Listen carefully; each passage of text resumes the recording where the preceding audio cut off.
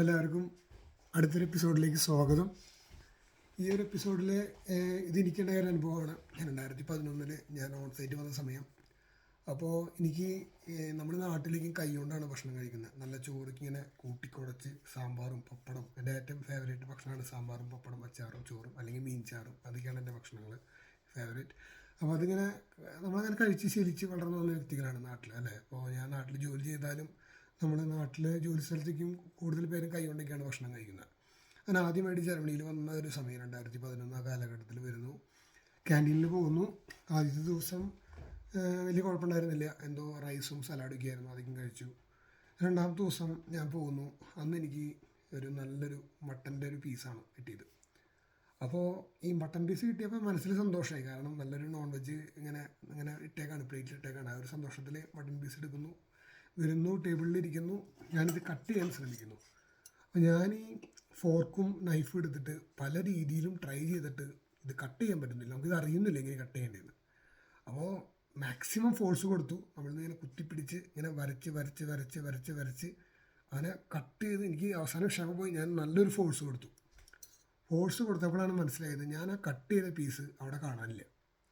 ഞാൻ എൻ്റെ ചുറ്റും നോക്കി, ഇത് എവിടെയെങ്കിലും വീണുണ്ടോ നോക്കി. കാരണം ആദ്യമായിട്ട് കട്ട് ചെയ്തൊരു മട്ടൺ പീസാണ്, അത് കാണാനില്ല. അത് പല രീതിയിലും നോക്കി, അത് കാണാനില്ല. അപ്പോൾ എനിക്ക് ആകെ ഒരു ഇതായി പോയി.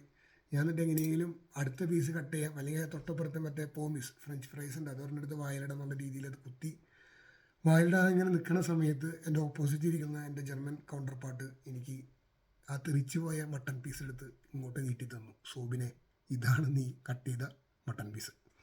അപ്പോൾ ഞാൻ അയാളിത് വാങ്ങിച്ചു കഴിച്ചു. പക്ഷേ ഞാനിത് പറഞ്ഞു തന്നതിന് ഇത്രയേ ഉള്ളൂ. നമ്മൾ നാട്ടിൽ നിന്ന് വരുമ്പോൾ ഈ രണ്ട് സാധനങ്ങൾ ഉപയോഗിക്കാൻ പഠിച്ചിട്ട് വരണം. പഠിച്ചിട്ട് വന്നില്ലെങ്കിൽ ജീവിതം കുറച്ച് ബുദ്ധിമുട്ടായിരിക്കും. കാരണം നമ്മൾ റെസ്റ്റോറൻറ്റിലോ ഓഫീസിലേക്കും പോകുമ്പോൾ തീർച്ചയായും ഇത് നമുക്ക് ഉപയോഗിച്ചേ പറ്റൂ. ഇവിടെ ഇതിനെ മെസ്സർ എന്നാണ് പറയുന്നത്. നൈഫിനെ, ഫോർക്കിനെ ഗാബൽ മെസ്സർ എന്നാണ് നമ്മൾ പറയുന്നത്. അപ്പോൾ ഇത് രണ്ടും നല്ല രീതിയിൽ ഉപയോഗിക്കാൻ പഠിക്കുക. അത്ര ബുദ്ധിമുട്ടൊന്നുമില്ല, നമ്മൾ അത്ര ഫോഴ്സ് കൊടുക്കണ്ട. ഈ നൈഫിൻ്റെ എഡ്ജ് നോക്കി കഴിഞ്ഞാൽ കാണാം ചെറിയൊരു എന്താ പറയുക, ഒരു ഇതുണ്ട്, കട്ട് ചെയ്യാനുള്ള ഒരു ഇതുണ്ട്. അപ്പോൾ ജസ്റ്റ് ഇങ്ങനെ പതക്കെ ഇങ്ങനെ വരഞ്ഞാൽ മതി. ഇങ്ങനെ വരഞ്ഞ് സോഫ്റ്റ് ആയിട്ട് പതക്കെ ഇങ്ങനെ വരണേനൊപ്പം തള്ളി കൊടുത്തു കഴിഞ്ഞാൽ ഇറച്ചി ഇങ്ങോട്ട് പോകുന്നുള്ളൂ. നമ്മളിങ്ങനെ ഫോഴ്സ് കൊടുത്ത് ഇങ്ങനെ ശക്തമായി കട്ട് ചെയ്യുമ്പോഴാണ് ഈ പ്രശ്നങ്ങളൊക്കെ ഉണ്ടാകുന്നത്. അപ്പോൾ ഇന്നത്തെ എപ്പിസോഡ് മെയിനായിട്ട് പറയാനുള്ളത്, ഇത് രണ്ടും നാട്ടിൽ നിന്ന് വരുമ്പോൾ ഉപയോഗിച്ച് പഠിക്കുക. വലിയ പണിയൊന്നുമില്ല. നാട്ടിൽ ഒരു ചിക്കൻ എന്തെങ്കിലും വാങ്ങിച്ചിട്ട് നമുക്കിതിങ്ങനെ മുറിച്ച് കഴിച്ച് പഠിക്കാവുന്നുള്ളൂ.